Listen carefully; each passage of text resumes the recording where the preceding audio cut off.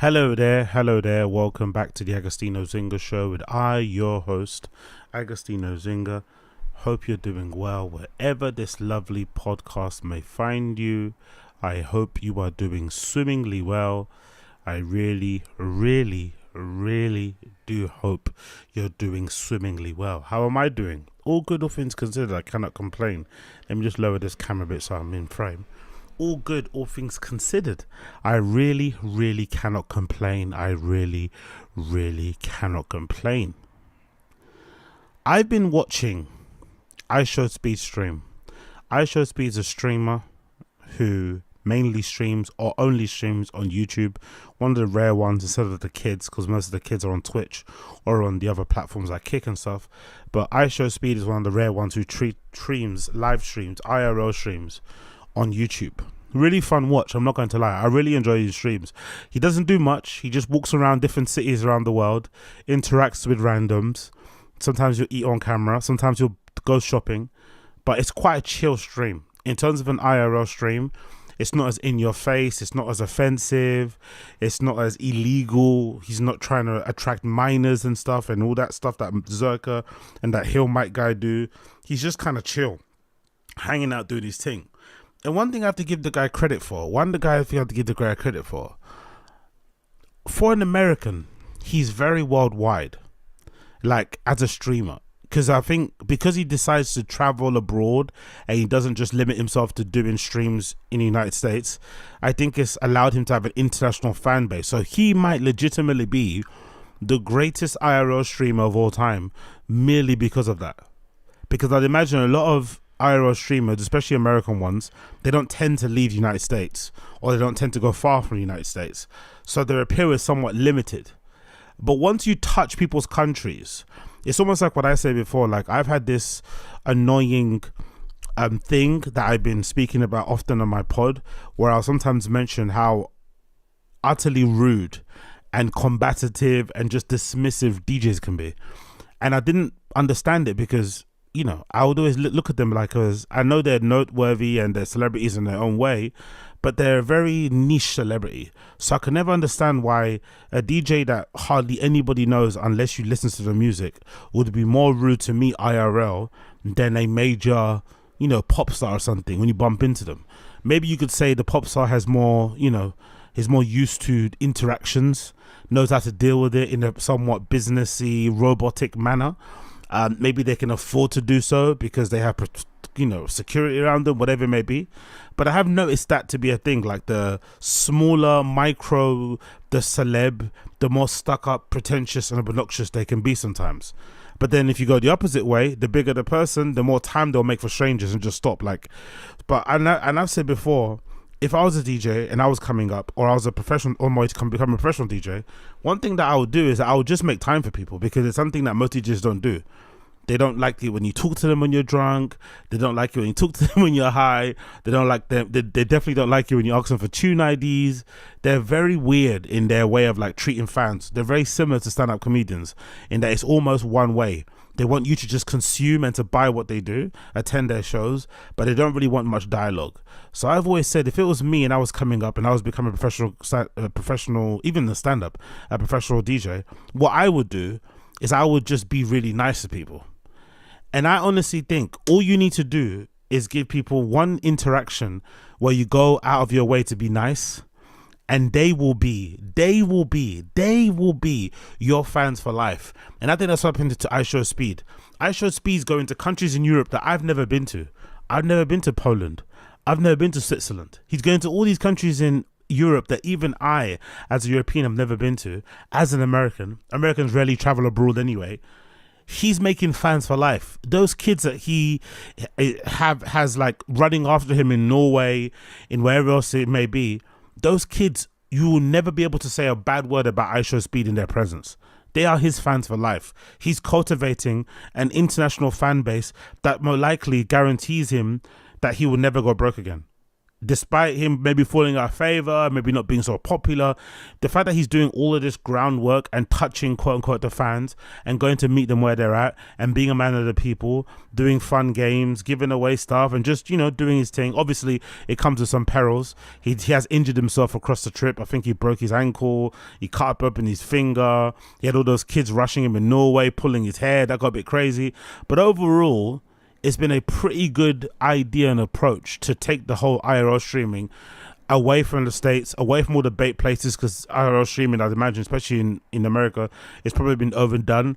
And you've probably got more people that will be annoyed by you if you IRL stream in the US as opposed to maybe in Europe. It's maybe a little bit more lax and people aren't necessarily as uptight about it as they are in America because you guys have had to put up with a lot more bullshit over the years. So it makes sense why he's gone. But he definitely has, I think, cultivated a fan base that will just ride or die for him.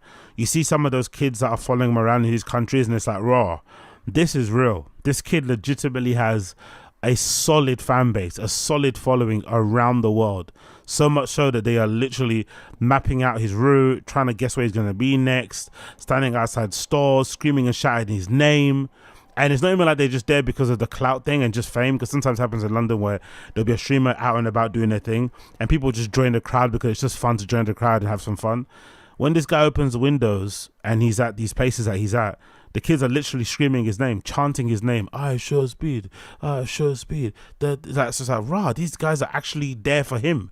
They're not even just there just for the clout thing, just to hang out. They're actually there because they are big fans of his. So it's pretty cool to see. I'm not going to lie. It's a really good approach to like fan interactions, to fan cultivation, touching the fans. It's a really interesting approach to a meet and greet. He's literally going on a world tour and doing a meet and greet, which is fucking bonkers. And I think it helps that he's not annoying. I don't think so anyway. He's not purposely trying to prank people. He's not doing stupid things to get a rise out of people. He's just living his life, walking around, eating some food, hanging out with some kids, taking pictures and keeping it moving. That's basically it. You can't hate on that. And on this one, particularly in Poland, the Poland one was actually quite fun, surprisingly so. I think Poland or Polish people get a bad reputation. They were really fun, bro. They've got a great sense of humor, those people. I'm not sure if because they're Speeds fans, but in general, I thought their sense of humor for Europeans was top notch. The banter was sick, like actually funny, especially the girls, because he did the whole like 20v1 thing on his live stream, and he had girls kind of competing for his love and shit. He eventually ended up choosing some girl called Voroniga, by the way, Voroniga, fucking hilarious. And she looked like she was very ready, but the name Voroniga is fucking crazy. But all the girls had great bants. All the girls had great sense of humor. Everyone that came through had good jokes and shit. So I was surprised. I was like, okay. I don't know why I thought Polish people would be a bit more cold and standoffish, maybe similar to like, you know, Eastern Central Europeans, maybe Russians, Ukrainians and shit. But they were very, very, very warm, very funny people. And he seemed to have a blast as well. So that was cool to see. So I really enjoyed it. But one thing I didn't enjoy watching iShowSpeed streams, he went to Switzerland the other day, I'm guessing to in part because of the England v Switzerland match, and he met this girl called Alisha Lehmann. Now I'm sure most of you guys don't know who Alisha Lehmann is, but Alisha Lehmann is a women's professional soccer player. She used to play at Aston Villa, but recently she transferred to Juventus with her boyfriend, who also is a football player, called Douglas Luiz. Douglas Luiz being a Brazilian player. And it's the first time it's happened, actually. It's the first time I've seen a man and woman duo, especially in football, move to the same club. But they both left Aston Villa and they're both now playing for Juventus. She's playing for Juventus women, obviously, and he's playing for Juventus men. Now, this girl, Alisha Lehmann, has become a bit of I won't say a meme, but she's become a bit of a hot girl on Instagram. I think she's got 16 million followers or something like that on Instagram. She's very well liked. Everyone seems to have the hots for this girl. Blonde lady, plays football, looks like a model, but can play football and stuff, right? I've heard that she's not that good personally, but I don't know. I don't watch women's football because I'm not GAY. But allegedly, people are big fans of her and like her as a girl and like to kind of look at her, right? I think she did herself a disservice going on iShowSpeed stream. She was so horrible on iShowSpeed stream. She came across like her personality came across being so ugly, so stinky. But it also made me realize, oh, this is why rich people stay rich, because they're kind of, what's that thing called? They are clout goblins. they are freeloaders because she's got a lot of money. She plays football at the highest level in women's. She just signed a multi-million-dollar deal with Juventus. So why is she in the store when iShowSpeed was there buying stuff, basically begging for him to get him a watch, for him to get her a watch? So as you can see here in the caption, courtesy of Speedy Updates, after signing a multi-million-dollar contract last night with her boyfriend Douglas Luiz to Juventus, Alisha Lehmann tried to make Speed buy her a watch until they got to check out and Speed realized it was a bad idea. So don't get me wrong, in this interaction, I watched the whole stream, Speed did the wrong thing. He actually told her he was going to buy her a watch. But then she started acting a bit too needy, I feel like. She started acting a bit too beggy. She was like reminding him every 2 minutes. And then she also did that thing that girls do where she was overly mentioning her boyfriend and stuff. It's like, bro, you're one of the most publicized, blatant couples out there. No one is assuming you're single. But I don't understand in her sense, to be fair to her, she probably felt a little bit awkward now that he'd said yes, because she does have a boyfriend. He's buying her a gift like an expensive watch. But he said personally he didn't really give a fuck. He's got loads of money. He didn't really care. He would buy it for her just as a friend. It's no big deal. But she made it weird. She kept asking, kept reminding him, kept reminding him. And in the end, I think he kept reading the chat. And in the end, I think the chat got through to him and told him, don't do it. Don't simp out. Don't buy this girl a watch. Not because she's got a boyfriend, but mostly because she was being very needy and very weird about it. So this is the clip. Courtesy of Speedy Updates. It gives you an idea of how she was acting with the whole watch situation. Again, very odd. I don't know why she was like this, because she's got the money to buy it herself. I don't know why she was being so desperate, but maybe it's just a stream. She's acting nervous. I don't know. But let's play the clip. What do you think? Ooh, it looks good on. You know what? I'm buying that for her. I'm buying that for her. I need to make it a little bit smaller. Yep, I'm getting that for her, chat. Bro, these bitches cost so. You must think I'm Mr. Beast. I mean, you must think I'm Cristiano Ronaldo. You don't need to do it. My aim is. Yeah, you see, in the beginning, he did say he'd buy it for her. She didn't make him say it. He said it off his own volition. So to give her a little bit of credit, she's not the one that said it. But once he said it, she fucking jumped on it. You're right. My name is iShowSpeed. So? You what? So what? You just assuming I got money? Yeah. Why's that? You already speak about it? Huh? You speak about it, no? No, I don't. I told you don't need to buy me a watch.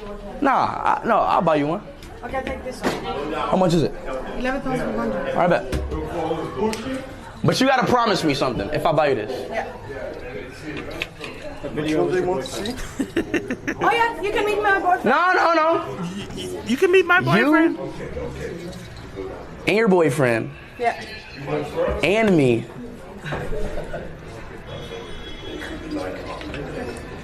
Together playing.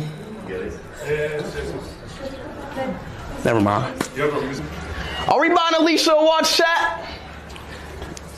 I would say yes, because I'm Swiss and Rolex is Swiss, so I think we should. I love the watch saying L. The watch said I'm L. married already. I have a boyfriend, everything. You don't need to do this stuff. We not buying her shit, all right? No, we do this. You can buy me. We not buying, no. As friends. Huh? It's like that. All right. It's okay, no? No? Really? Sorry, my friend.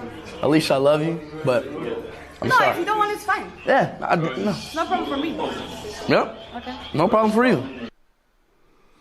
Honestly. And then at the end, allegedly, she unfollowed him on Instagram. Which, again, it's not something that I would ever check or see or give a shit about.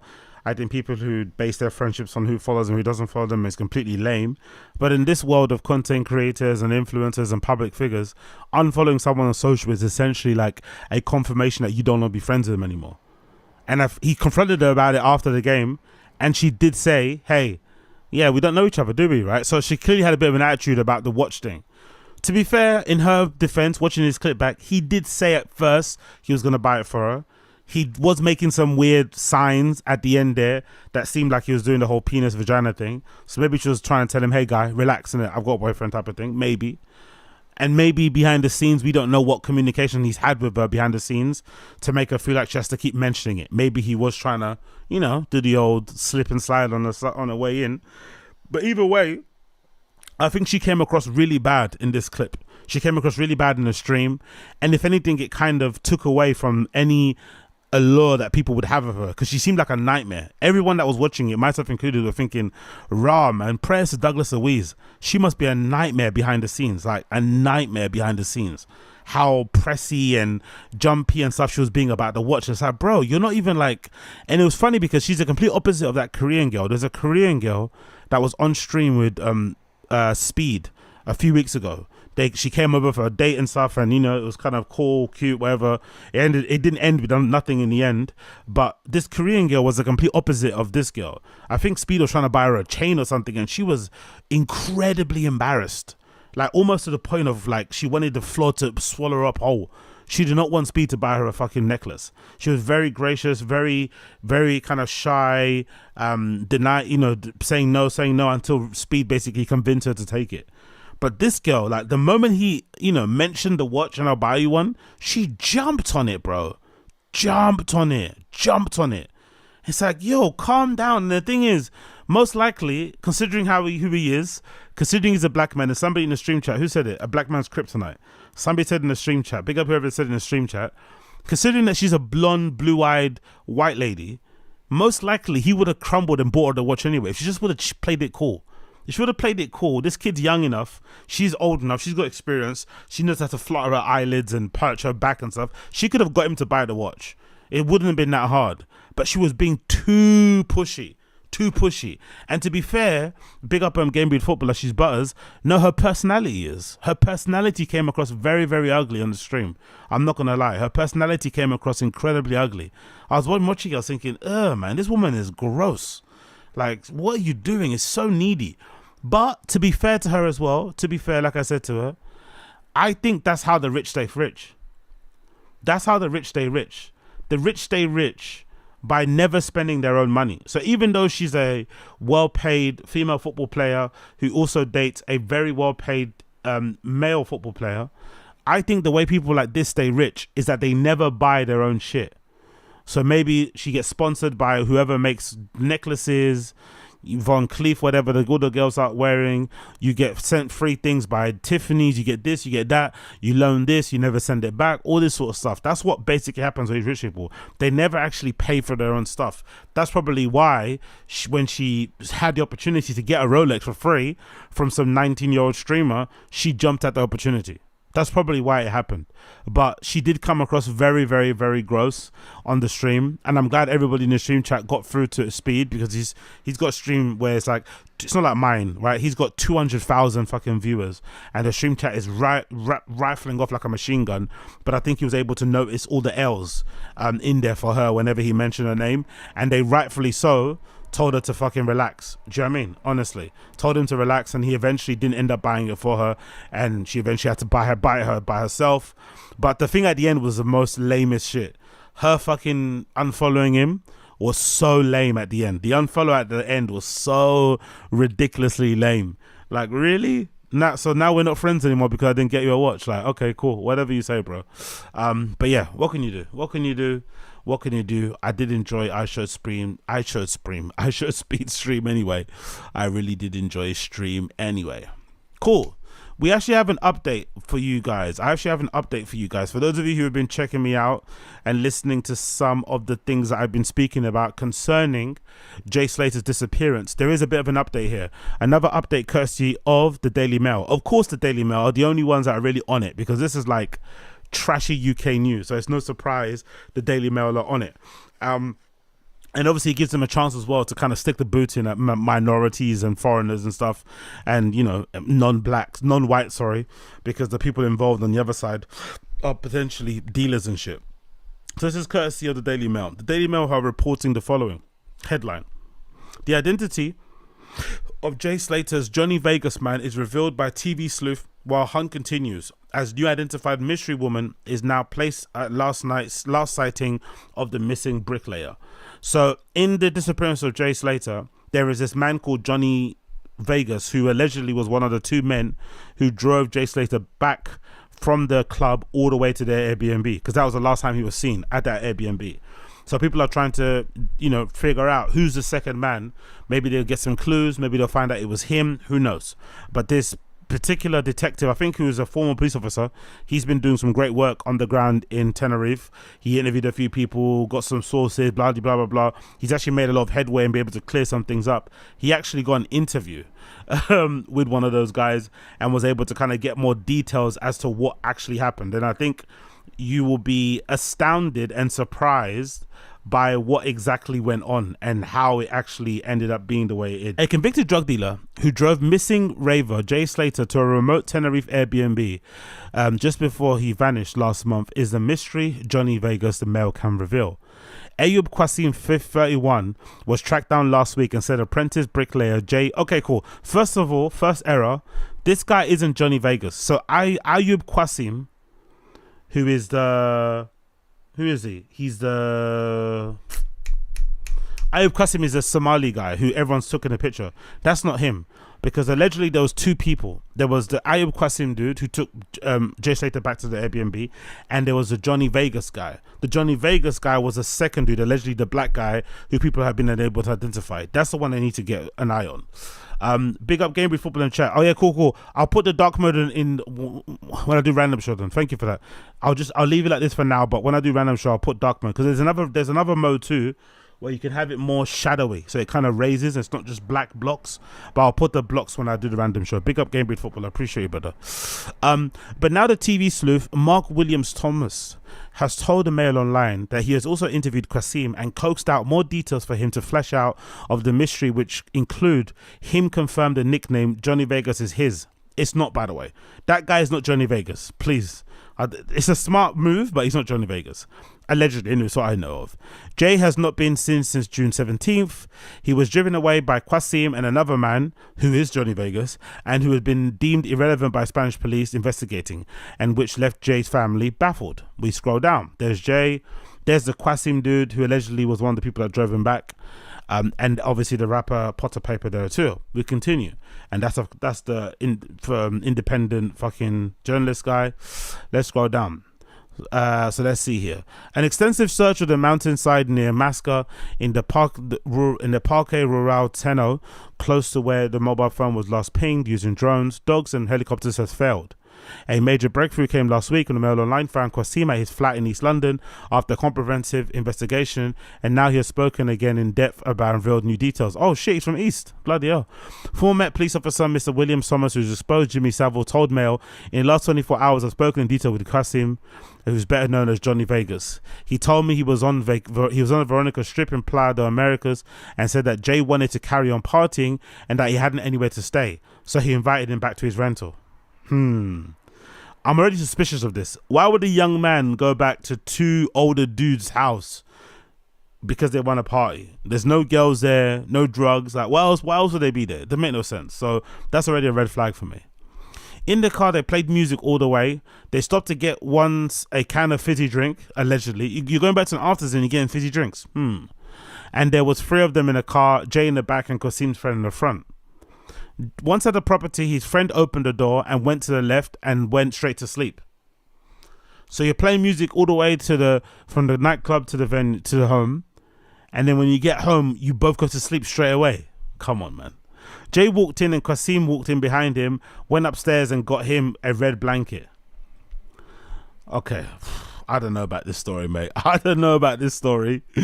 Mr. Williams told was added that Qasim said, "Yo, bro, the sofa's for you there," and he gave him a towel if he needed a shower. Jay also asked for a cigarette, and Qasim gave him a Camel cigarette and left it on the side. So these two older dudes pick up a dude in the club they don't know, invite him back to their home because he doesn't have a place to sleep, give him a towel and a blanket. What? And there's no one. Come on, man. This seems weird. Jay also asked for a cigarette. Jay then asked for a charger and then went into Qasim's friend's room while he was sleeping and got the charger. Mr. Williams Thomas said that Qasim told him he then went to sleep and woke up to the sound of a door buzzer. Qasim opened the door and spoke to a woman and a man, and they told him to move his car, which he did, and he said he could see Jay was chatting to a woman. He said that after the move in the car, he came back and saw Jay had his trainers on, and he told Qasim that the woman he said would get a bus every 10 minutes. Qasim said, chill, mate, I'll drop you off later when I wake up. But he said, Jay said, nah, I need some scran. I'm hungry. Jay said that he'd been told by the woman the bus to Los Cristianos was every 10 minutes. And Qasim said there was no bus and added, do what you like before going to sleep. Scroll down. Miss Williams Thomas added, Qasim says the next thing he remembers is getting a call from one of Jay's friends to say he is lying in a ditch somewhere and that he's been bitten by a cactus. Qasim was told would not tell Mr. Williams the identity of the second man who was with him and refused to discuss the alleged theft of a Rolex, which might have contributed to Jay's disappearance. Come on, man. Come on, man. A 19-year-old boy going back to the house of two 30-year-olds just to go and sleep. Come on. Most likely he went back to their houses to go pick up some more drugs, or there was a promise of an after party. But you're not just going there to sleep. No, it's not the case. You're not going and leaving your friends and any possible baddies you might have spoken to in a club who are now standing outside. You're looking for some last minute landmine to jump on and shit. There's no way you'll go back to those people's houses unless there's a promise of drugs, girls coming over for later, or a party. That's it. So I don't believe this idea that he wanted to go he wanted to drive 25 or 40 minutes away from the clubs to go and sleep to someone else's house when his accommodation was closer to the club. How does that make any sense? Come on. Last week, a TV detective who's probed a string of missing persons cases also said that Jay from Oswald Thistle, Lancashire, had been anxious and scared when he left the property. Qasim, who's spoken to Spanish police, was jailed in 2015 for 9 years for being a ringleader of a London-based dealing crack and heroin in Cardiff. This shouldn't really matter, but it doesn't it? Because 9 years in prison is a long time. So that guy that he went back to the home of is a convicted dealer. It shouldn't matter, but it's a big detail. It's a big detail. There's no way he went back to his house just to sleep and hang out. Come on, bro. He is also closely connected to a legal cannabis cafe in Tenerife owned by childhood pal Potter Paper. Yep, and I'm sure some of you guys have seen Potter Paper's cafe in Tenerife. It was recently in the news because they had like some gang fight where somebody broke into his cannabis shop and ended up robbing everything and recording it all on camera, which is odd as well. Recorded themselves robbing the whole place, taking all the money, taking all the weed and shit, and uploading it onto social media, of course. So that's why everyone kind of realized, oh shit, Potter Paper's got a weed shop in Tenerife. If you're a fan of his, you would have known, but that's how it became like news.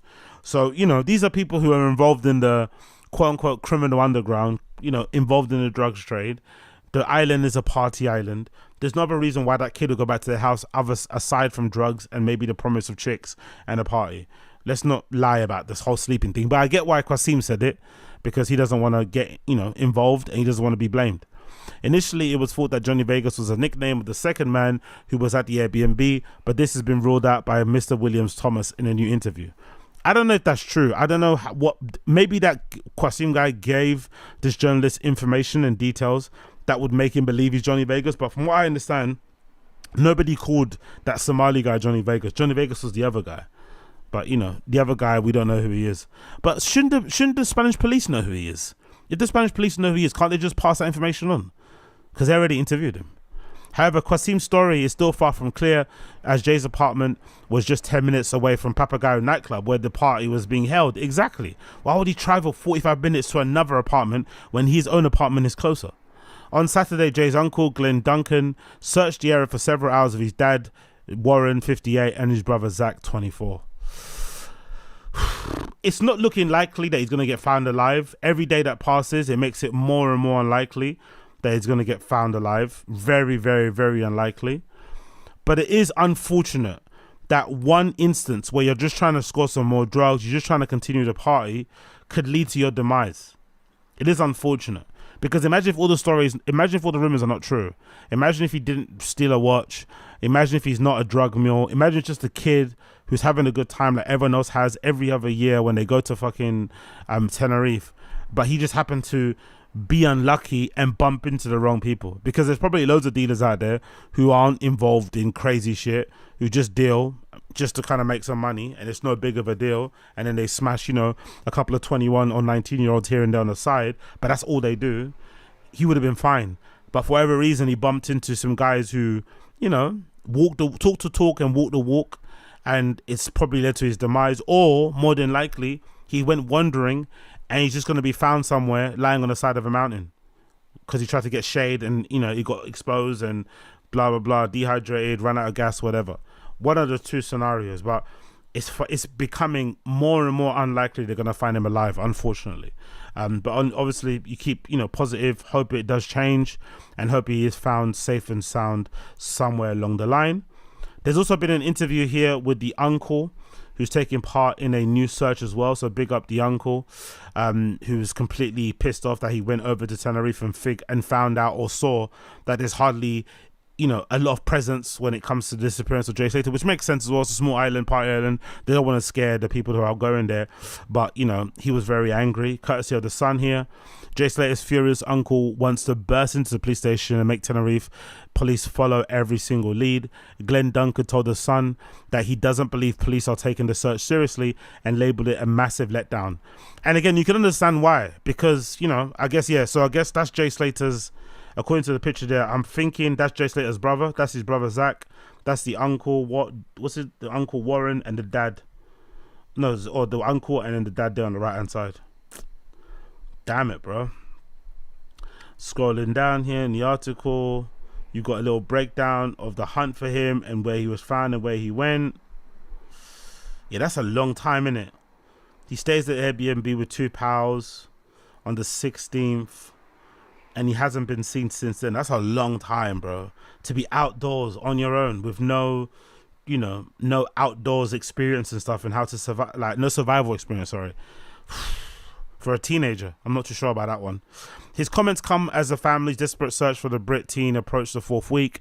Police called off the search last Sunday after the mammoth hunt, leaving the Jays family heartbroken and devastated. I don't know if they're following up every single lead, says Glenn. I feel like marching down there myself and bursting into the police station. What are they actually doing now? The police, I mean, they're not searching with a helicopter, are they? To be fair, a small island police force probably has limited resources.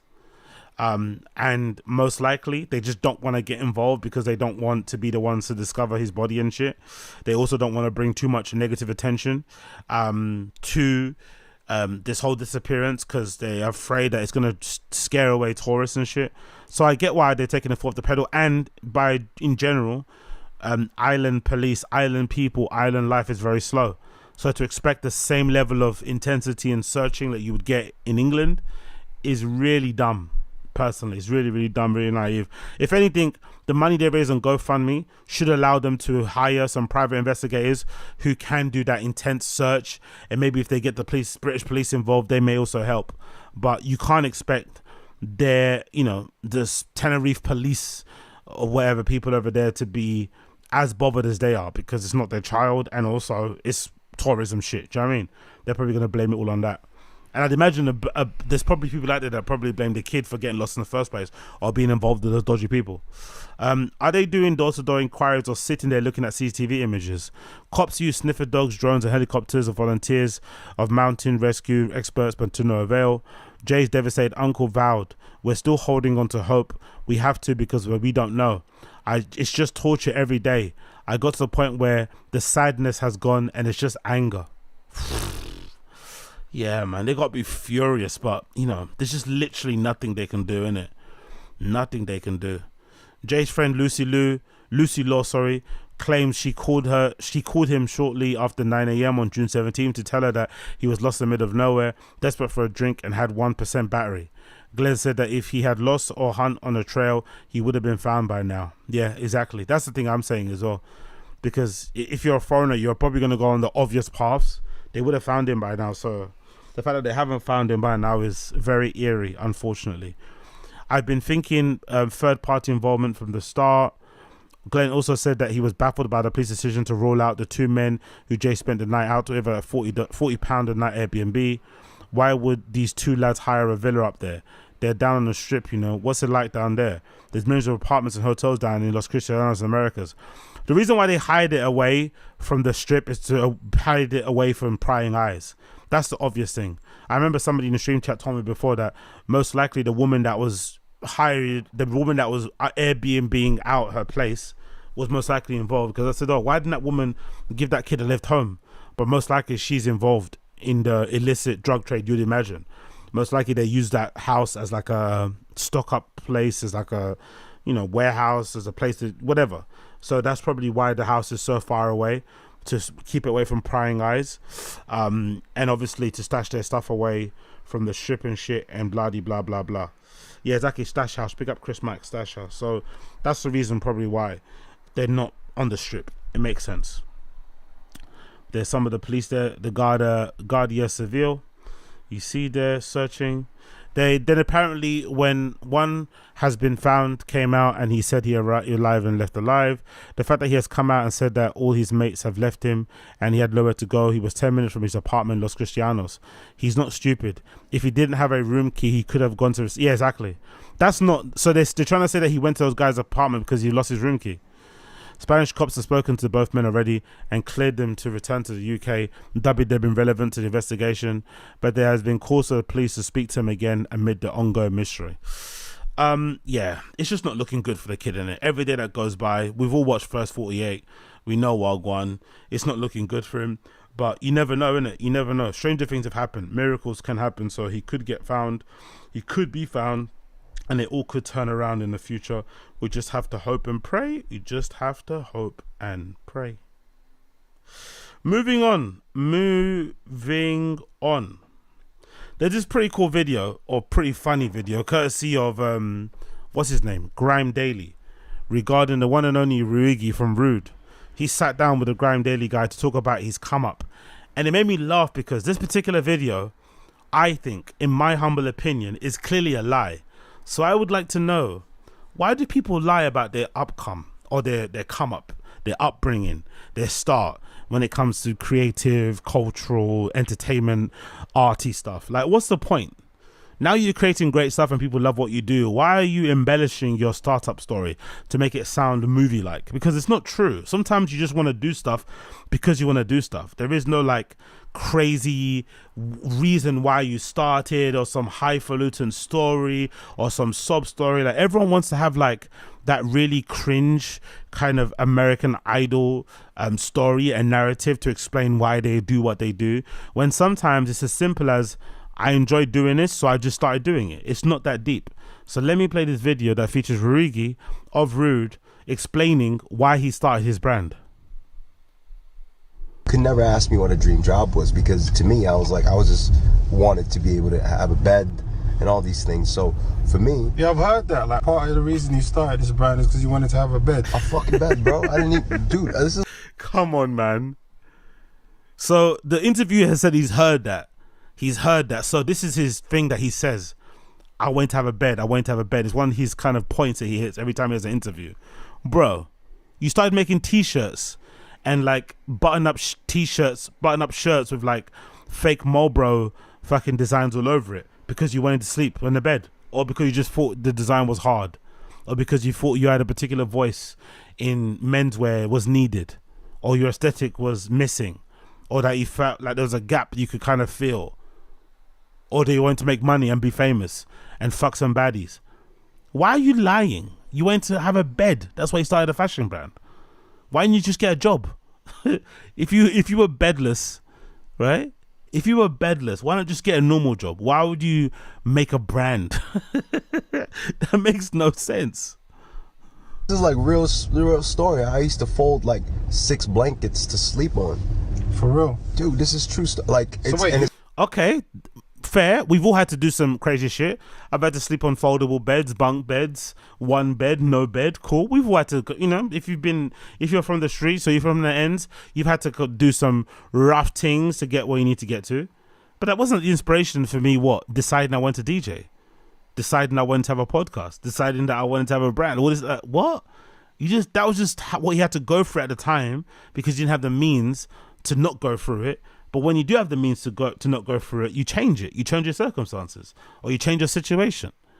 But it doesn't mean that was a reason why you started singing. You started singing because it was a way out of your current situation. But that wasn't the catalyst for it. It was one of the many things. But I love how he wants to be. It's just kind of like you want to like give your story like a Hollywood ending. You know, the pursuit of happiness. This is the pursuit of streetwear, the pursuit of fashion. It's like, come on, bro, wind your neck in. A bed, all right. It's not that far. It's not that long ago, too. So you mean to tell me when you? It's not that long ago. It is long ago. It's more than a decade long. I've been following this guy for a while. I've known on the brand for a while. I spoke to him offhandedly many moons ago about being part of the Virgil Streetwear program that I was putting together. You know, he was gracious about it. He kind of waffled and, you know, was non-committal and in the end didn't follow through, but it's okay. But, you know, this guy's been making good money and having a very successful brand for a long time, despite all the trouble he got into with his partner and former partner of the brand, accusing him of stealing the brand and suing him. I'm not sure what happened to that, by the way. Maybe they settled out of court. But how you dare you say he's not long ago? Come on, man. Don't poverty stolen valor. You know what I mean? Don't laugh as, like, come on. He's probably been rich longer than he's been poor. You know, like, come on, man. Come on. When you started this brand, you were sleeping on 6 blankets. Not even. I was 6 blankets on top of a futon, which was just wood. Wow. On a Toshiba laptop. Wow. I used to just be a kid that used to boost in the streets. You know, I was like boosting clothes and Nordstrom's and all that. Oddly enough, I'm like one of the top sellers in these retailers that I used to boost at. You know? I'm not surprised he used to boost, by the way. He boosted his friend out of ownership of Rhude, right? He boosted his friend allegedly out of the ownership of Rhude. So I'm not surprised he has a history of stealing, of theft, of fraud. 5-finger discounts. You're trying to tell me a guy who's, because, you know, for lack of a better term, if you're a kid and you're boosting, right, at Nordstrom's and shit, most likely you care a lot about your image. You care a lot about how you've been perceived. You care a lot about how you look. You care. That's why you're stealing those things to appear like you're a bigger deal than what you actually are. Because you want to wear those things. You see yourself in those things. You see yourself of that caliber. Do you think a guy who's willing to steal clothes from a Nordstrom, allegedly, because I don't even believe that. I don't even believe the whole story narrative. I don't believe it. Because people who do steal, people who have stole to fucking feed themselves and to put clothes on their back and to keep a roof over their head, they're ashamed of it. They don't brag about it like this. They don't like brag about like it's some like achievement or there's some rite of passage. You don't. If you've done it before, if you've stolen because you're hungry, it's something you take to your grave. You don't brag about it and act like this is the trait that you need to show that you're hungry for the job and you're a hustler. Imagine going to a job interview and saying, oh, I was so hungry for this job, I stole this suit I'm wearing. They would never hire you. You know what I mean? It's not like an admirable trait. It's not an admirable thing to do. So I don't even believe any of the stories. I don't believe the fucking fold up. I don't believe sleeping on I don't believe the folding the towels to sleep on it. I don't believe that. And I also don't believe, and if I did believe the Nordstrom boosting story, the Nordstrom shoplifting story, that would mean that if you could shoplift clothes from Nordstrom, why don't you shoplift the fucking bed? Why don't you shoplift a mattress, a duvet cover? Doesn't make any sense. A pillow. Why don't you do that? I see people that come into my local hood barbershop all the time with fucking duvet covers, with bed sheets, bed linings, pillows and stuff. It happens all the time. If you're a thief and you sell that stuff for money, you can thief anything. So the fact that he didn't thief a bed, he didn't thief a mattress, he didn't thief a duvet, a bed sheet, leads me to believe that this story is complete gobbledygook. But I would just like to know, this guy is a very successful business owner, a very successful brand owner, has a popping brand, well regarded. People seem to like what he does. Why are you lying? Why are you trying to lionize yourself with a lie? Maybe you can embellish a story, exaggerate it, but flat out lying is wild. Especially when you've achieved what he's achieved. It makes no sense. Oh, big up Extra Fine. Summer Fund. Yes, big up Extra Fine. Appreciate you, Extra Fine. Big up Summer Fine. Honestly, I don't understand these people and why they lie. I don't get it. It's really, really bizarre. But again, it reminds me of American Idol at its peak, or X Factor at its peak, where people would come on and they would have these sub stories about, oh, I remember growing up, my dad, like every artist actually has it. My mum used to play piano while she was cooking chicken in the kitchen. My dad used to play on the cello, jazz music, while he was tending to the weeds in our garden. My dad, like, what? Like, James Brown was playing on the hi-fi. My mum was playing Kylie Minogue. It's like all these made-up musical references. Like, bro, some of the most musically gifted people come from families where both of the parents don't give a fuck about music. If anything, sometimes, in most cases, the parents were actively trying to dissuade you not to pursue your dreams, telling you to wake up, telling you to go get a real job, telling you to abandon your thing, telling you you're wasting your time. Then you make it and they turn around and be like, oh man, I always knew. So why lie? You know the truth. Your parents aren't musical. You just like it because you liked it. You saw somebody cool doing it on TV like the rest of us and you started doing it. No, these like I remember when I went to St. Martin's, the main reason why I went there is because I used to watch this show called Better by Design. Actually, it was a really cool industrial, it was like an industrial design studio that had clients, you know, all the way from like Samsung's to like car companies and shit. And they would have this show, it was like a reality TV show that kind of followed this studio. I think the studio is called Seymour Powell. Seymour Powell. This duo of these guys who are product designers, industrial designers, and it would follow them as they got a brief from a company, presented concepts and shit, and then kind of went through the whole phase, the whole process of like, you know, ideation all the way to manufacturing. And sometimes a thing will fall through, whatever it may be, but it was really inspiring. So that was the reason why I went to St. Martin's to study product design. But I'm not going to lie and say, oh, I went to St. Martin's to do product design because I didn't have a remote. We had to always like change the TV by standing up. So I wanted to make a remote, you know. I didn't have a computer. So I had to like make my own computer by hand. So I, like, even though actually when I was growing up, we didn't actually have a PlayStation, so I made one out of cardboard and we used our imagination, which is a whole different story. But that shows you the depths of the poverty that I grew up in. But there's no need to lie about it, you know, and add extra spice to the story or extra fucking seasoning to the fucking rice. It doesn't make any sense. Like, really? I made a brand because I didn't have a bed. All right, mate. All right. Whatever you say, brother. Whatever you say. I don't really understand those lies. I think they're fucking nonsensical. But I think, you know, most people who don't care, who don't over analyze what people say, who don't have podcasts, probably believe it. So I'm probably in the minority because most people do believe it. They think it makes sense and it's all good. Me personally, I don't buy it. Talking about things I don't buy or talking about things I can't buy currently, I'm not going to lie. I don't give a frig about watches. Never have, never will.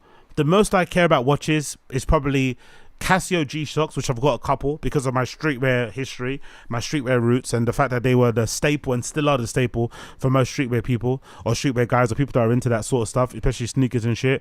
I remember loads of cool Japanese brands having great Bape G-Shocks back in the day, like Bape and other companies too. And the only other thing I could think of that I would like as a watch, maybe like is a Jacobs & Co. But I could think of that because of my favorite group, Dipset, Cameron back in the day, and that era of hip hop artists I grew up on. They all wore Jacobs & Co. watches, so I don't watch it. I don't care about watches. I don't really get a boner for people having diamonds and shit. I honestly don't care. It does nothing for me. Nothing.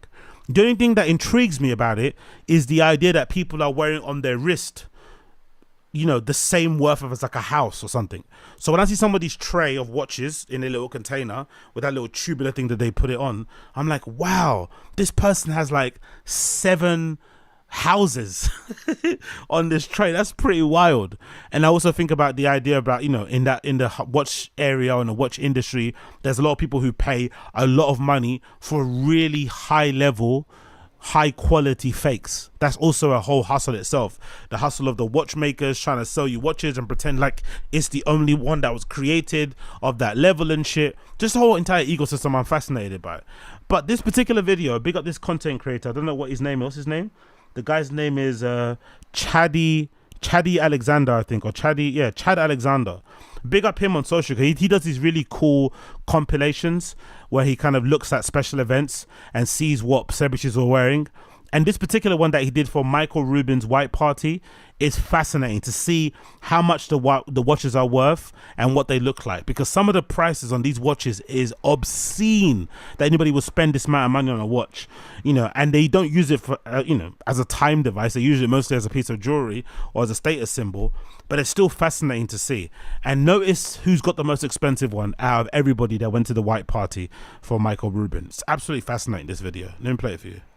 These are the insane watches worn at Michael Rubin's white party. Jake Paul was there and wore this Richard Mille 1103 that if you wanted to buy will cost you over $500,000. Tom Brady had on his one-of-one Audemars Piguet Royal Oak Flying Tourbillon that's covered in diamonds with his name on the dial. Lil Baby wore this Rolex Yachtmaster. Here's a better shot of this gem and diamond set watch on his wrist, selling for 160 grand. In this wrist shot is J Balvin and Zach Bia's watches, where Zach Bia wore a frosted yellow gold AP Royal Oak that'll set you back 260,000. And up here on J Balvin's wrist is this AP Royal Oak Concept Flying Tourbillon. In Mr. Wonderful fashion, he wore not just one but two watches, just a few hundred K on the wrists. On one wrist is a yellow gold and puzzle dial Rolex Day-Date, and on the other is a platinum Cartier Crash. Here's a better close-up of it. Kuzma had on this $300,000 Richard Mille Le Mans, as well as another $300,000 watch from Debatoon called the DB28 Deadbeat Seconds Tourbillon, which Debatoon may have been the watch brand of the night because Michael Strahan also had one on in rose gold and zirconium, as well as Swizz Beatz, who wore the Kind of 2 Jumping GMT, a $215,000 piece that's actually reversible. Drewski had on a two-tone Rolex Datejust that you can pick up for 16 grand. Aiden Ross wore this AP Royal Oak Perpetual Calendar covered in diamonds that sell for nearly 700 grand. And up here on Jay-Z's wrist is the most expensive watch of the night, a vintage Rolex Daytona reference 6270, where one of these recently sold at auction for $4.2 million. If you had your choice, what would you choose?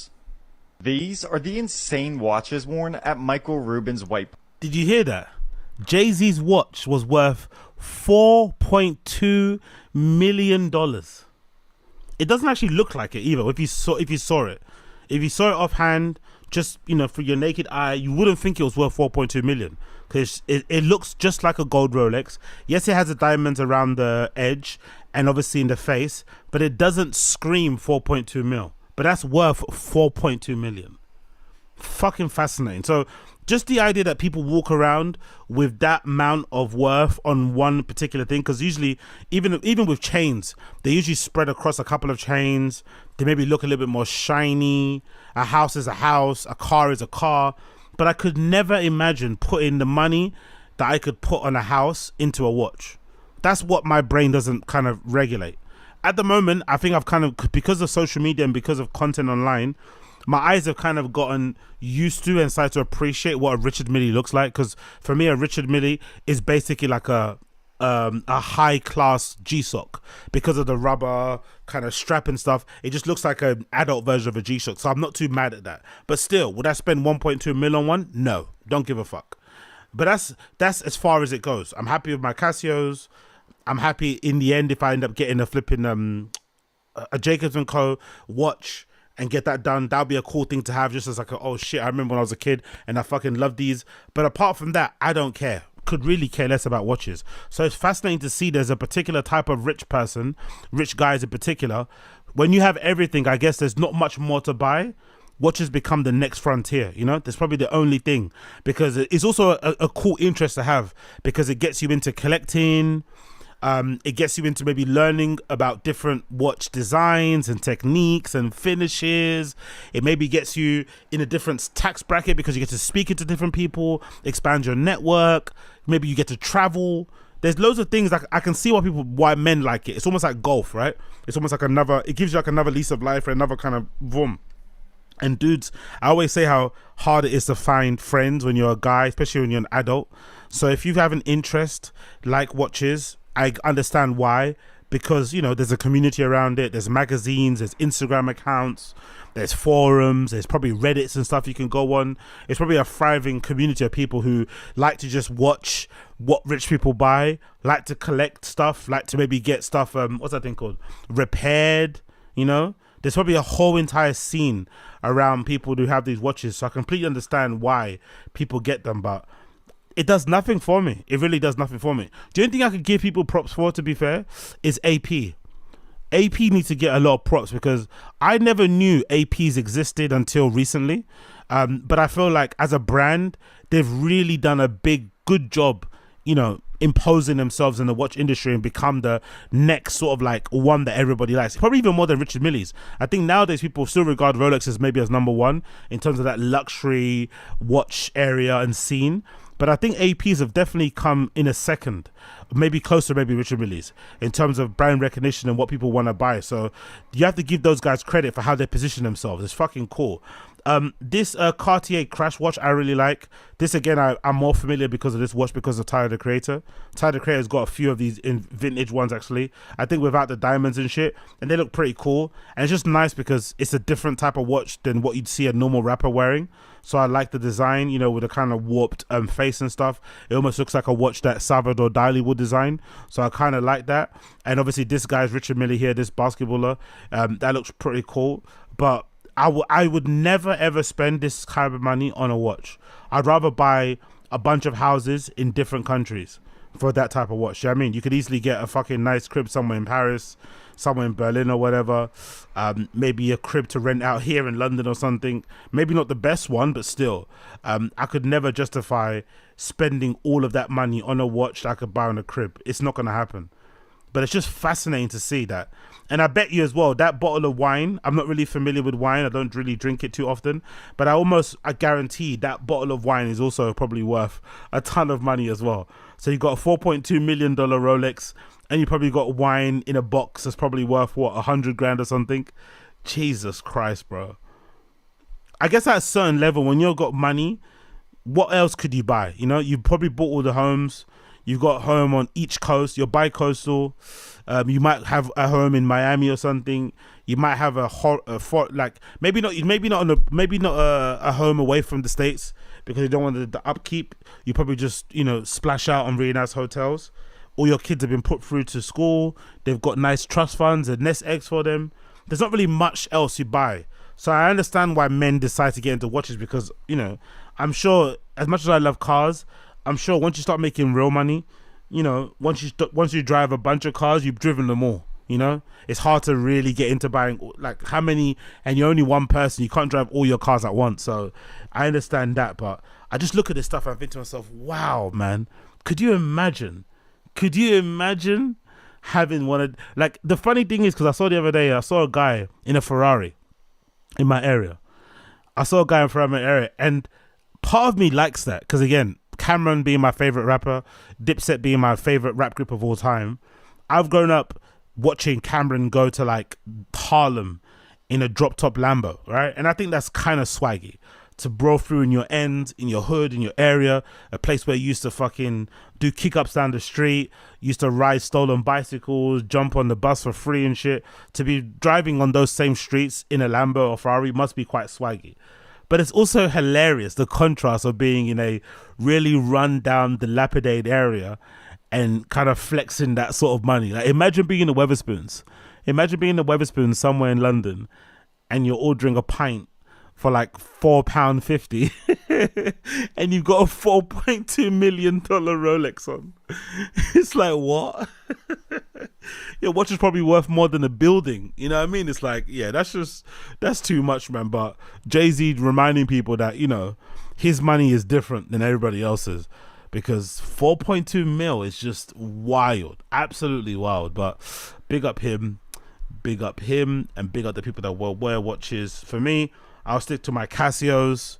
I bought quite a few actually vintage ones, like old streetwear Clabber ones, especially Bape ones actually, that I've been wearing from time to time. I don't mind my Casios, and I don't even wear them too often as well, because I'm such a sweaty individual that the whole strap gets very leaky when I'm out and about, so I don't like to wear it too often. But man, oh man, the watch industry, the watch scene is a weird place.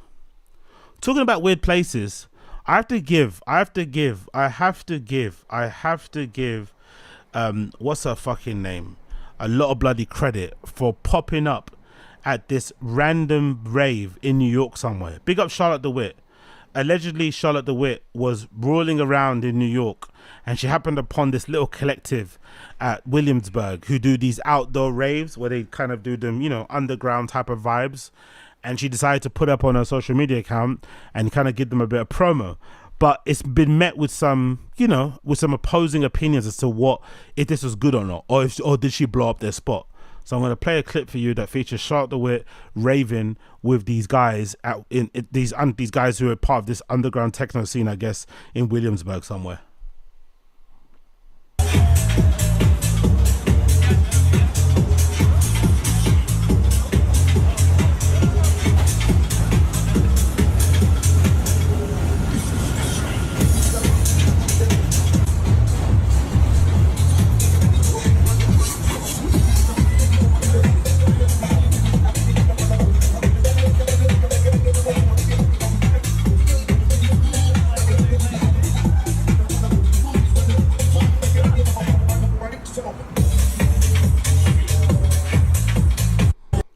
So in my opinion, I think that's pretty cool. I don't mind it, personally. I don't mind it.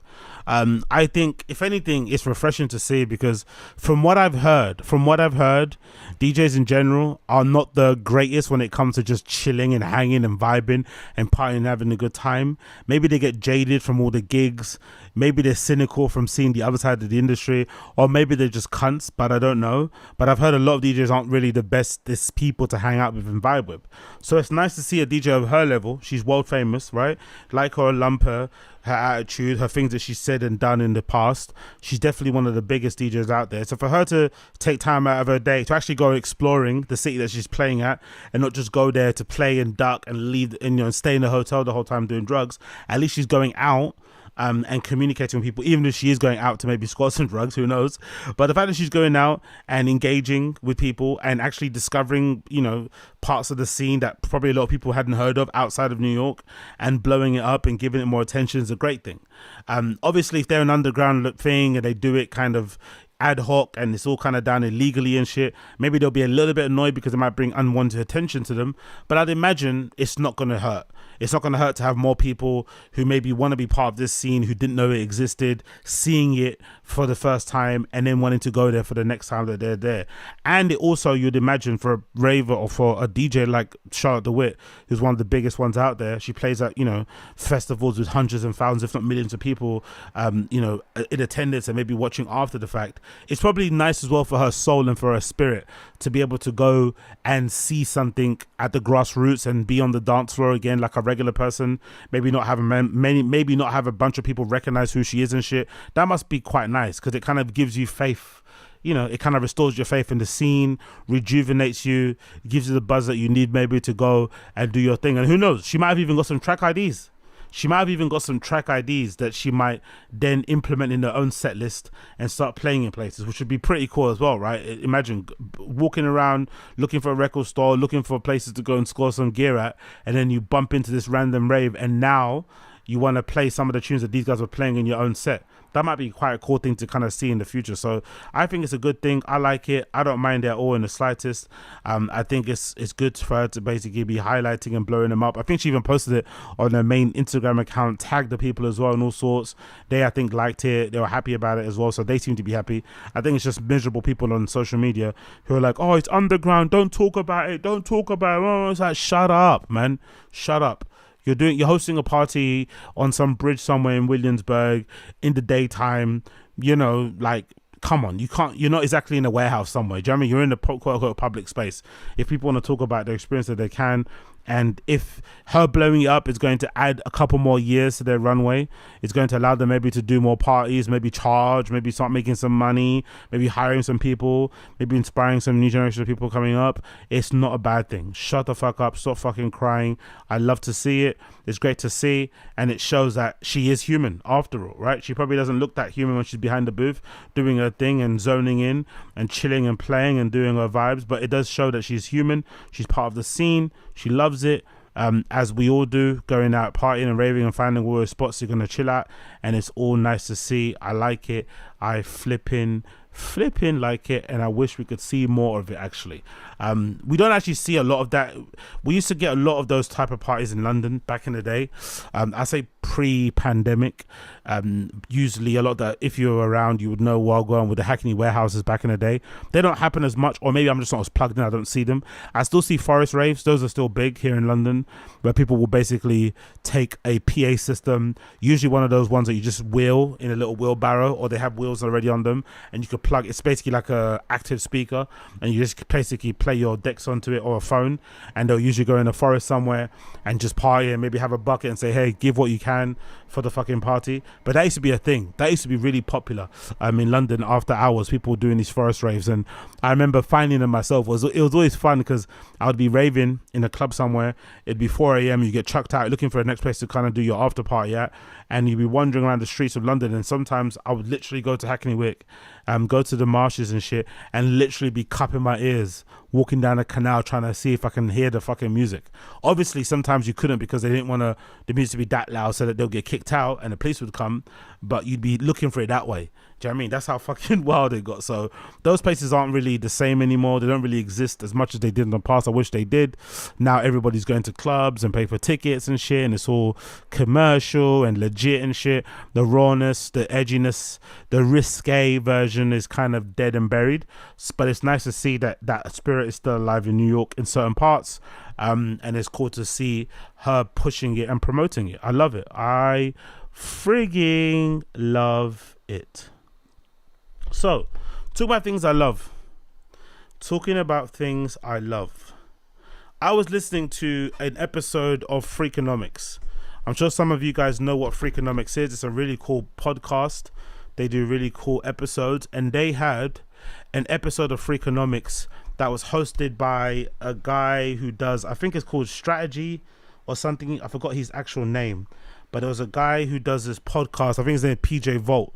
Freakonomics did a really cool episode with this guy called PJ Vogt, and he essentially did this podcast where he kind of talked about Berghain and how cool it was and the things that he checked out while going to Berghain. I think a couple of his friends actually went there, and they obviously had a good time. Went there, but they didn't get in. And he basically spoke about, you know, the allure of Berghain and kind of gave a background on it and all of that malarkey. And it was really, really, really, really, really good. So I really recommend that you guys will check that out. So this is the one I think on here. I'm going to show you on the screen. So it's an episode of Freakonomics. This episode here, it's called Fascinatingly Mundane Secrets of the World's Most Exclusive Nightclub. It's from the 17th of the 6th. And the blurb says, the Berlin dance maker Berghain is known for its 8-hour lines, inscrutable door policy. PJ Vogt, host of podcast Search Engine, joins us to crack the code. It has to do with the Cold War rivalries, German tax law, and one very talented bouncer. So it's a really cool episode. Essentially what he's done, he's got his own podcast here called Search Engine. He's hosted one part under Freakonomics, and the second part is under his own podcast called Search Engine. I recommend you check it out. The first episode that he did touched upon these two guys that he knows who tried to go into Berghain. They traveled from the States, actually. Wild story. They traveled from America, right? They traveled from fucking America all the way to Berlin to try and get into Berghain.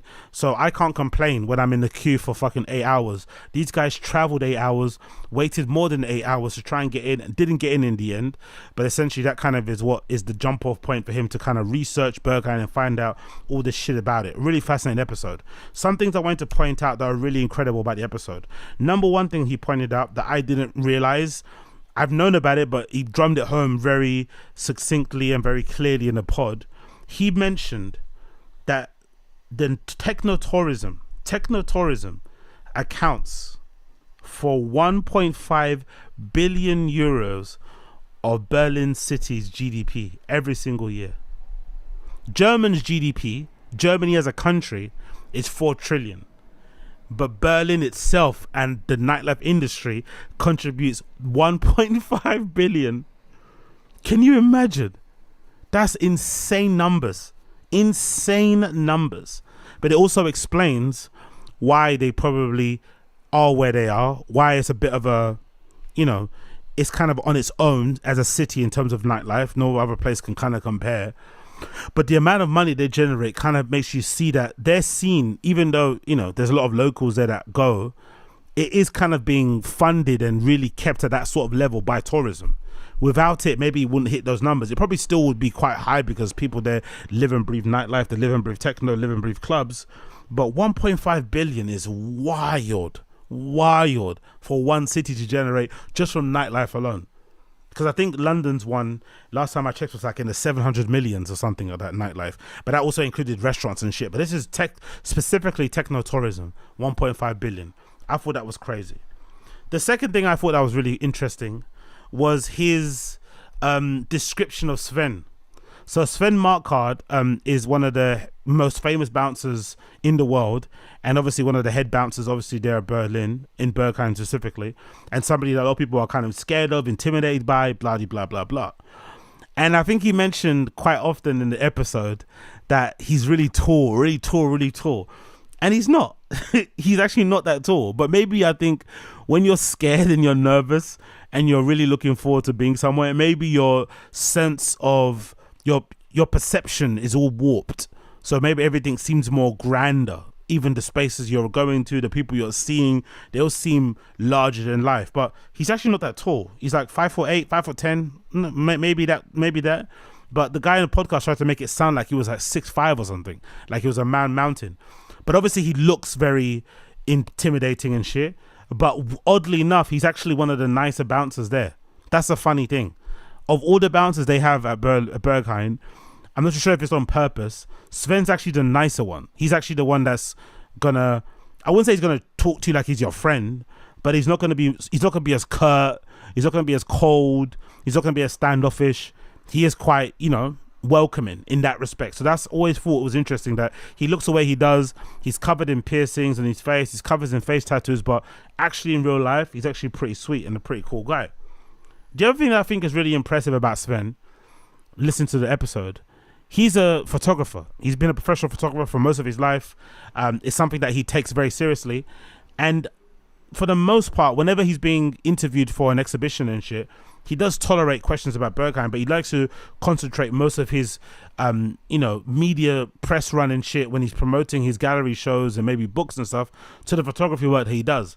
And I think that's very admirable, because I think other people in his position who associate and work for one of the most famous nightclubs in the world would basically use that clout and kind of be into the ground. They'd be talking about Berghain consistently, like how I do, right? I'm the loser that talks about it all the time. I'm not even involved, but he hardly talks about it unless asked.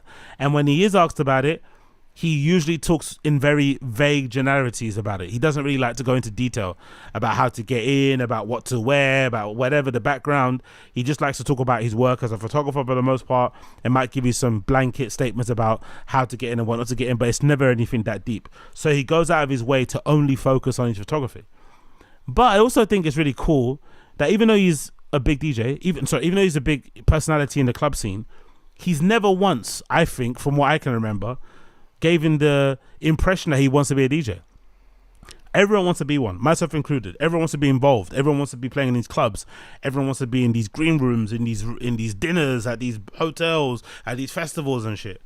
But he, even though he's involved and has been a part of the making history of one of the best clubs in the world, and in a city that is, widely regarded as like the kind of the mecca of fucking techno, especially in clubs and shit, he's made no aspersions. He's casted no aspersions.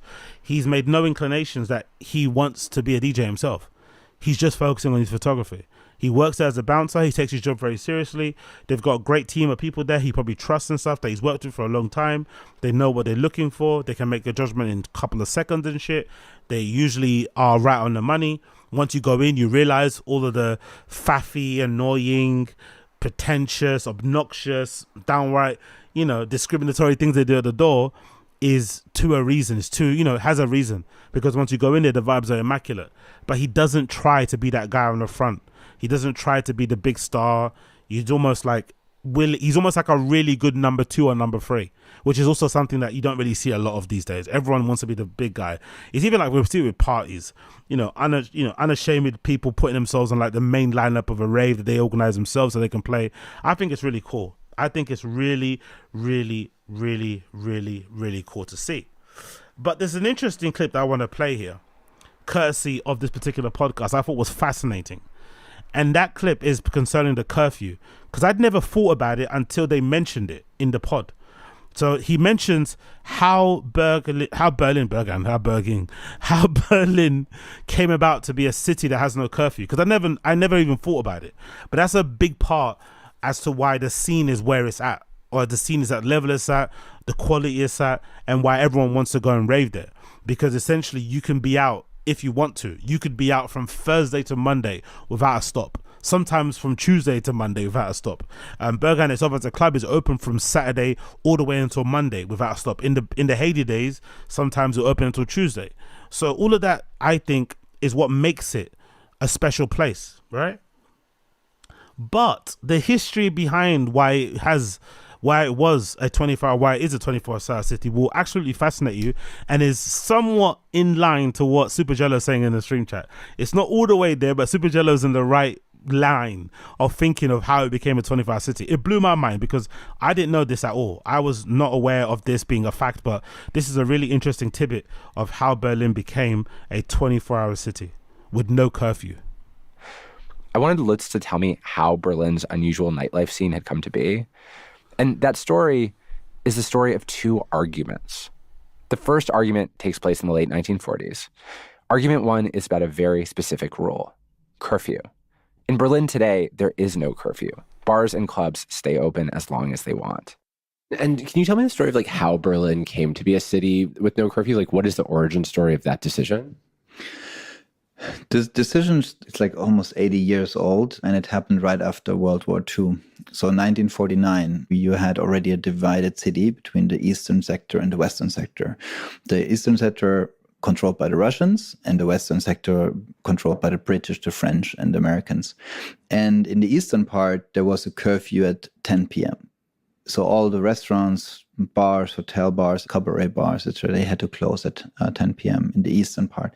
In the western part, it was 9 p.m., so an hour earlier. And there was this, let's say, representative of the hotels and restaurants of Berlin. His name was Heinz Zellermeyer.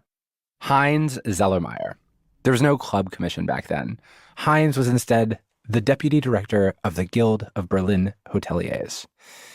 In photos, Heinz has an enormous smile and combed back hair. He looks like someone who held forth at a restaurant or two. Heinz did not like the curfew. He particularly did not like that his side of the city had an earlier curfew. The person to complain to was General Howley of the U.S. Army, the Americans' West Berlin commandant. A meeting was set, and Heinz, supposedly, came prepared. The story is that he brought a bottle of whiskey to that meeting. So they met, and they were talking about it, and General Howley said, yeah, the British and the French, they're not really supporting any idea of losing this curfew. They say it's a security issue. So you have to give me an argument that I can give to French and the British. And the problem was that at that moment, in the western part, the people had to go out of the bar, and then they went to the eastern sector for another hour, which was also not really liked by the Americans. So he said, if you kick Germans who are partying at a certain hour, you kick them out of the street, you're going to have a security issue. So you have to better find a solution for it. It was a well-reasoned argument. The Allies did not want drunk Westerners crossing east in search of a later last call. And worse, there'd been an emerging Cold War of curfews, with each side, the East and the West, repeatedly extending an hour past each other to try to capture all the income from drunk Berliners. Eliminating curfew would solve the security issue and win the night war. General Howley was sold. He said, okay, let's try this out for 2 weeks. And since then, 1949, we have no curfew. Berlin, one of the rare cities that has no curfew at all. In 1949, when the city permanently deleted its curfew, obviously techno music did not exist. Raving was something people did in insane asylums. If anyone was listening to music in a club late at night, it was probably jazz. But this decision set Berlin on a path. Nightlife is funded more than anything else via the sale of alcohol. A city without a curfew can have a legal party that runs through the night, even that runs multiple nights. Half a century-ish later, techno will hit Berlin. People will begin to throw raves in illegal spots without permits. This will happen in a lot of cities at the same time: Detroit, New York, London. But what makes Berlin different from those places is that here, many of those raves can actually become legitimate businesses. can find permanent homes in clubs. And that is the main reason why that city cannot be replicated. And I say this a lot, and I'm mostly saying it to myself. But I remember one of the first things that used to bum me out about leaving Berlin and coming back to London wasn't that I was leaving Berlin, because I never want to live there. It's a bit of a crazy place to live, to be completely honest. I do prefer to kind of dibble and dabble and visit and come back home. But one of the things that used to bum me out was just the realization that our club scene was shit compared to theirs. But if you think about it, the reason why theirs is the way it is because of their ability to not have a flipping curfew. That ability to be open for numerous days in a row, the ability for most clubs, even a normal standard cocktail bar in Alexanderplatz is open until 4 to 6 a.m. in the morning.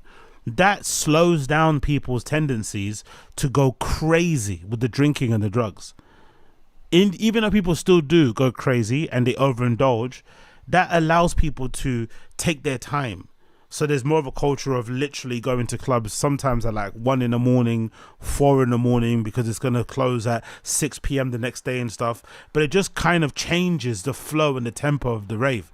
And it creates a different culture around it. Because what I'm used to in London, or what I'm used to in the UK, is people mostly going out to maybe see a big DJ, but also going out as an excuse to drink and to do drugs, and to do it to an extreme and to do it very quickly, because there's such a short window of time for you to do your stuff. Think about a regular town. Don't even think about London. Think about a town outside of London. Most of their bars are going to close before 12, if not 1 a.m. They might have one club in the area that's open until 2. But the pubs and the bars, because they want punters to come in and drink there early, they might have special drink promotions that say, hey, if you're in the club, if you're in this bar and pub before 7 p.m, before 8 p.m, before 9 p.m, we're going to give you buy one, get one free. So you get all these people coming in to get buy one, get free drinks to the pub before 9. Then 9 comes around, they don't give you buy one, get one frees anymore. Everyone leaves and tries to go to the club. By the time you go to the club, you're steaming, and you're not probably in the right mood to be a good raver or to enjoy the experience anyway. And then you're just chasing a high that you can't actually catch. You end up discombobulated. You get chucked out of the club at 2 a.m. and now you're throwing up into the gutter somewhere, and you lost your wallet and your phone and maybe your keys. That happens so often around every part of the UK. But I think that would be alleviated, even though the UK and British people and English people, myself included, even though we're very susceptible to self-sabotage, even though we're liabilities with a capital L, I think our drinking culture and our club culture and our drug culture could be improved tenfold if most places were open later.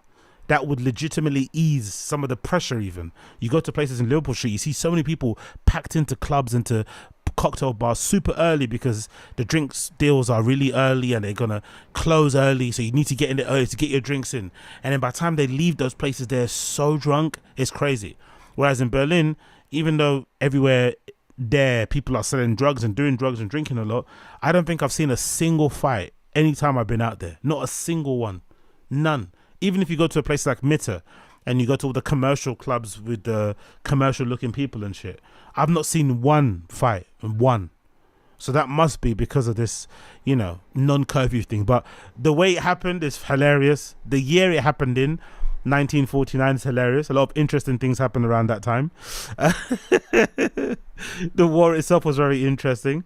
So maybe there are some, there are some lessons to be learned there, right? Maybe there are some good ideas there. You never know. But one point I thought that was really interesting in the pod, this is the last point in this particular podcast that I thought was really interesting, this one talking about Berghain.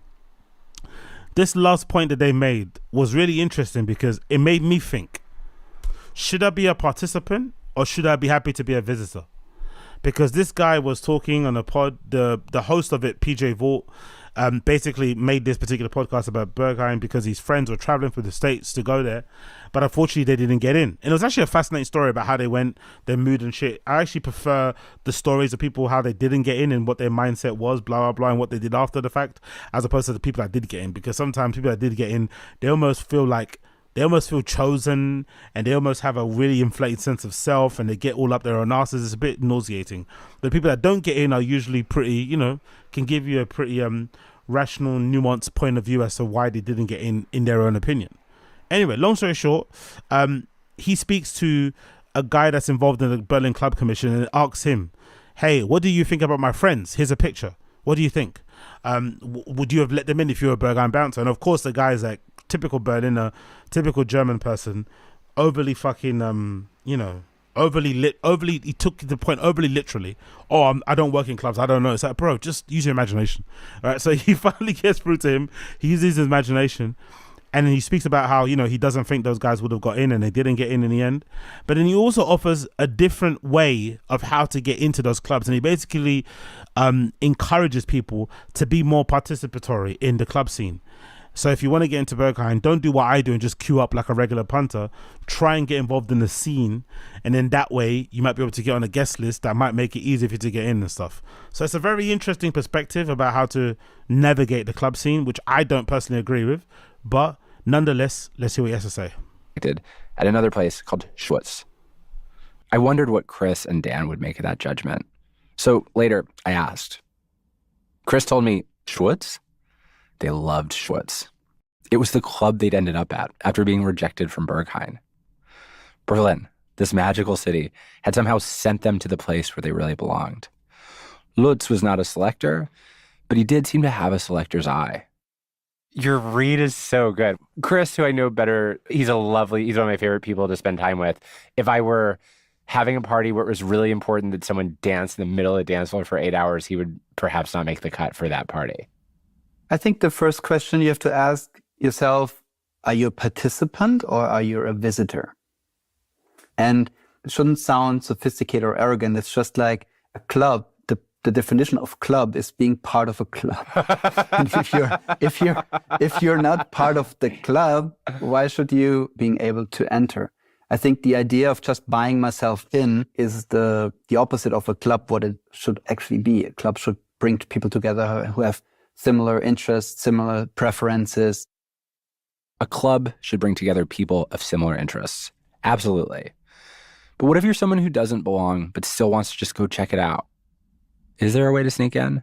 Is there some other way into Berghain that is not going through the bouncer? Lutz did have advice about this.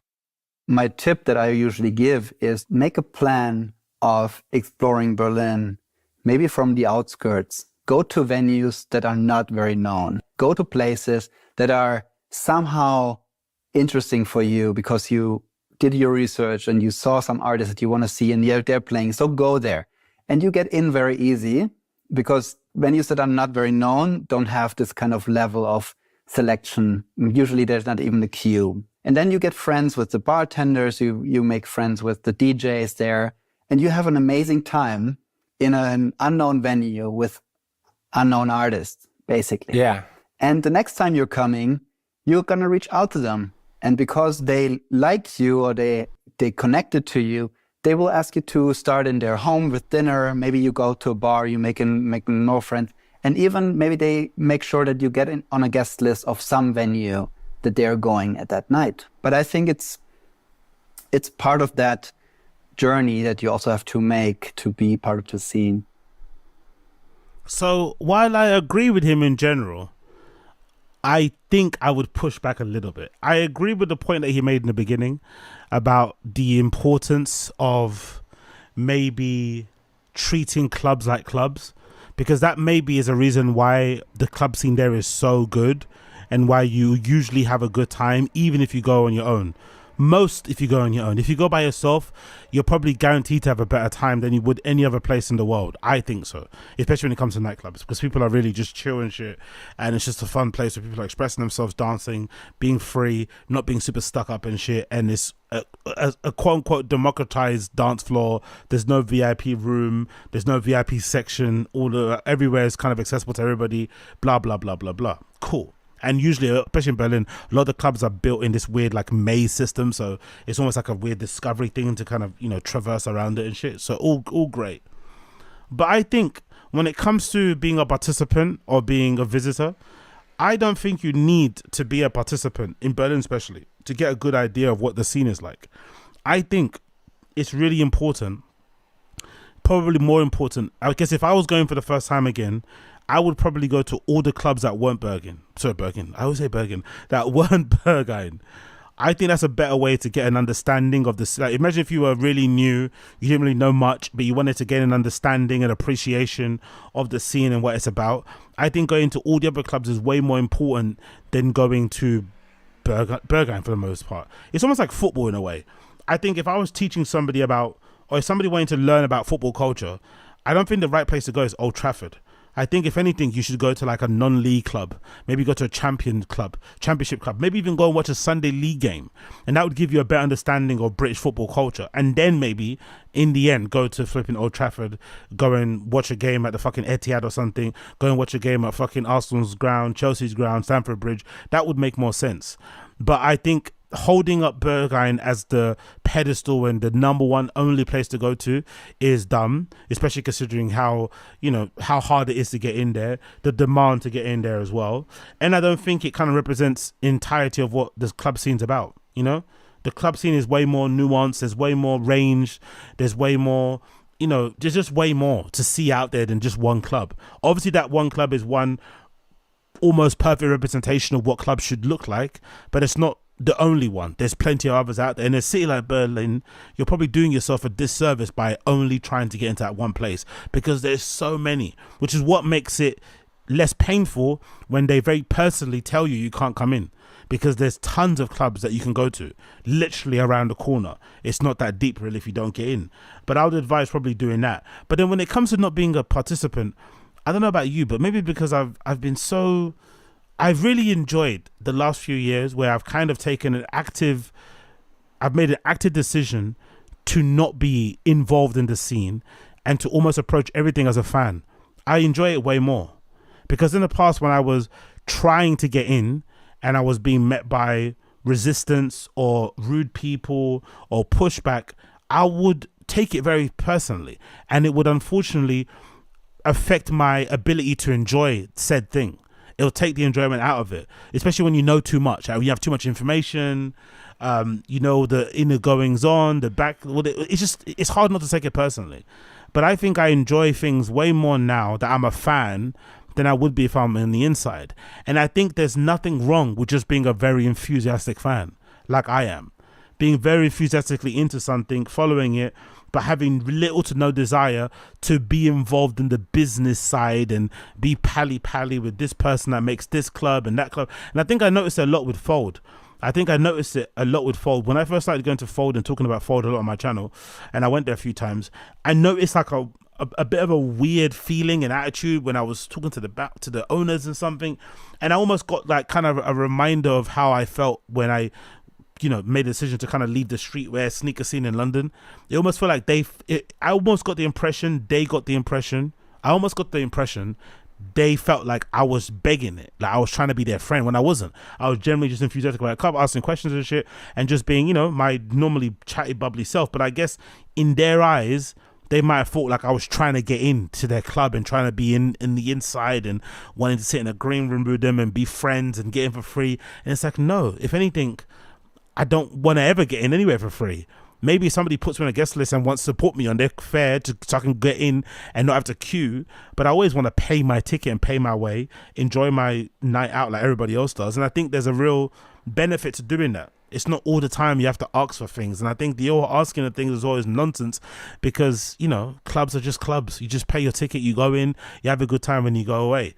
And you don't want to be compromised too. You don't want to be compromised and be the type of person that can't really give your honest opinion on certain things because somebody put you in a list, because you're friends with this person or that person. It really doesn't make any sense. So I've never really vibed with the idea of being a participant in that way. And even if you do want to be a participant, I think you're better off creating your own thing than trying to get in with the cool kids, personally.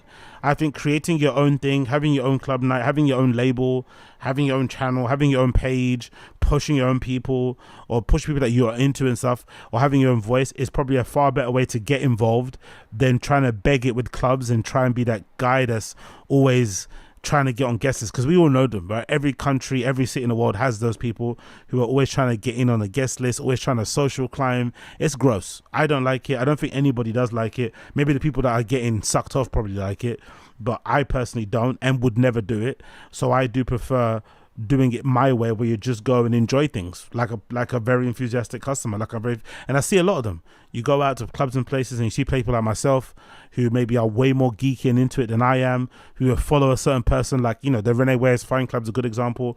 I've met a ton of people who are massive Rene Wise fans, who basically follow him all around Europe wherever he plays.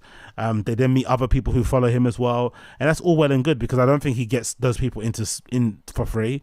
I don't think he even meets these people after to kind of have a drink. They're just fans of his. They like to see him play. They go to different cities to go and see it. And then through that, they meet other people. It's not really that deep, to be fair. And if you do want to get involved, just make your own rave. Make your own thing. There's plenty of room out here to do your own thing. And everybody's gagging for a new thing anyway. And maybe your point of view and the way you do things might be interesting for a lot of people to kind of check out and see. So the whole idea about being a participant to get involved is dumb. And if anything, personally as well, this is a really weird point to make, but I personally would much rather not get into a place like Berghain because I just didn't get chosen, than kind of cheat and get on the guest list. Yes, the guest list doesn't guarantee entry. As famously we all know, Elon Musk allegedly, when he got denied from Berghain, he actually had a guest list. That's what people don't know. He actually was on the guest list allegedly. Allegedly that time, I think it was around the time the Tesla Berlin factory was about to be opened. He was traveling a lot to Berlin and he went to Berghain to try and go and rave, and he got turned away. And people don't realize that he actually was on the guest list and still got denied at the door. So guest list obviously isn't a guaranteed entry, but it does increase your chances as long as you're not a fucking idiot. But I would personally prefer to not get into a place like Berghain and just, you know, have that be an L, and that's a far better story than cheat your way in by getting on the guest list, have to send someone DMs, have to beg and plead, you know, get left on scene, follow somebody around, all that really lame, GAY, horrendous, cringy shit. I would never want to do that, ever. I'd much rather just, you know, for lack of a better term, take a ruler to my wrist and bleed out than have to do that sort of thing. And it really isn't that deep. It's one of the best cities in the world for clubbing anyway. Just go and open your map and go check out some other places and go and enjoy yourself over there. There's no need to fucking beg and plead for a nightclub. And again, it's only a nightclub. Yes, it's great. Yes, it's a fun time. Yes, it's probably the best club experience you're ever going to have, but it isn't really that deep. It isn't really that deep. But I recommend you check out that podcast. It's fucking amazing. Freakonomics, really, really good. And I think the second part is on his podcast called I forgot, you'll find it. I'll put a link in the description. But essentially the second part, he speaks about his experience. He doesn't actually speak about it, PJ Vogt actually. He does that whole thing of like trying to respect the space. I'm not going to speak. It's like, bro, I'm not sure why people, maybe it's a hindrance, it's a folly of the generation we're in now. Certain people can't talk about their own experience without describing other people. But I understand the idea of like, you know, it's a secretive place. People cover your cameras. You know, don't record people, don't talk about what people get up to, because it's a place where people do what they want to do and be free and shit. But you can talk about your own experience without mentioning what other people did. It shouldn't be that difficult, but I guess maybe it is. Maybe people do find it actually difficult to talk about an experience that they had without mentioning what other people were doing. It's easy. I've done it plenty of times on here. I've not mentioned a single person. I've seen a bunch of famous people in there getting up to all sorts of nonsense. I've never mentioned it once, and it's easy to do so, but some people can't. I guess it is what it is. But I recommend you check it out. Really fun episode. I enjoyed hearing him speak about it, and I think it's nice as well coming from a journalist who isn't really plugged into the scene. He's approaching it, you know, in a journalistic way, investigating, asking questions, sometimes cringy, lame questions. Oh, look at that guy's haircut. Jesus Christ, bro. What the hell is that? Look at that haircut. Those type of haircuts that you can't ever get as a black person, isn't it? That's kind of like an Andrew Schultz haircut. Those are the type of haircuts you can't get as a black person, because we like fades and we like looking too prim and proper. We could never get a bowl cut like that where they push the hairline back all the way like that and just left his hair on the top. He almost looks like a rubber on the end of a pencil. That's the kind of a haircut he's got. You could never ever do that if you're black or Hispanic. It's never going to happen. People are going to look at you like, what? Why isn't your hair faded? But when you're white, you can get away with those trims. So big up him anyway. Big up him. But anyway, check out the episode. It's really cool.